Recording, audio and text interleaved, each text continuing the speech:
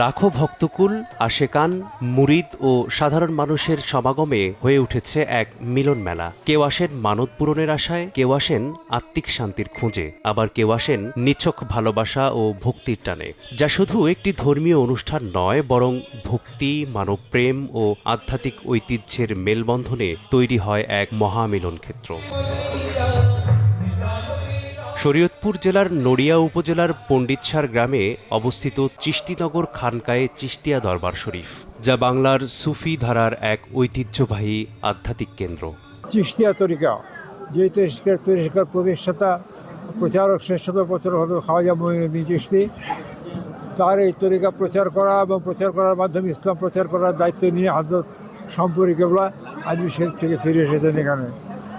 সেখানে এসে রজব মাসের 6 তারিখ হযরত খাওয়াজা গরিব নওয়াজ মঈনুদ্দিন চিশতি রাদিয়াল্লাহু তাআলা আনহুর ইন্তেকালের দিবস, সেই দিবসে উরুস মোবারক প্রতিষ্ঠা করেন। তারই অংশ হিসাবে এই আজকে এখানে চিশতিনগর খানকায়ে চিশতিয়ায় 6 রজবের হযরত খাওয়াজা গরিব নওয়াজ মঈনুদ্দিন চিশতি রাদিয়াল্লাহু তাআলা আনহুর উরুস শরীফ পালিত হচ্ছে। হযরত শাহ সুফি সৈয়দ গোলাম মাওলা হোসানি চিশতি প্রসারে শামপুরী, তিনার এই যে খানকা তিনি প্রতিষ্ঠা করেছেন 1956 সালে, এই বিগত 70 বছর ধরে এই খানকায় এই বাৎসরিক মাহফিল যে হয়ে আসছে, এবং এই মাহফিল ছাড়াও এই খানকায় মানুষের যে খেদমত করা হচ্ছে, তার মধ্যে প্রধান এবং প্রধানতম হচ্ছে মানুষের জন্য লঙ্গর বা খাদ্যের ব্যবস্থা করা। এটা পৃথিবীর মধ্যে এটা অদ্বিতীয় যে 2 লক্ষ লোক একসাথে বসে খাদ্য গ্রহণ করছে এক বিসমিল্লাহ শব্দের সাথে।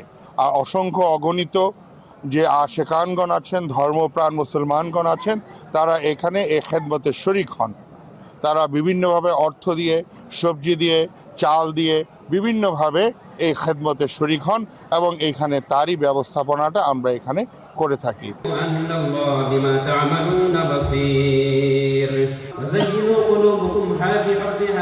ওরস শরীফে আগত ভক্তদের জন্য থাকে নানা ধর্মীয় ও সেবামূলক আয়োজন। এর মধ্যে উল্লেখযোগ্য হল জুমার নামাজ, দোয়া ও ফাতেহা মাহফিল, ইসলামী বয়ান, জিকির ও দরুদ মাহফিল এবং সর্বসাধারণের জন্য লঙ্গরখানা।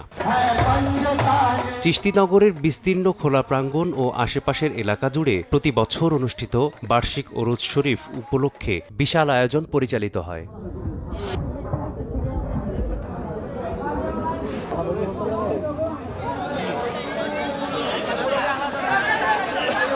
অস্থায়ী মঞ্চ, লঙ্গরখানা, থাকার ব্যবস্থা ও নিরাপত্তা ব্যবস্থার মাধ্যমে এই বিশাল জনসমাগম সুশৃঙ্খলভাবে সম্পূর্ণ করা হয়।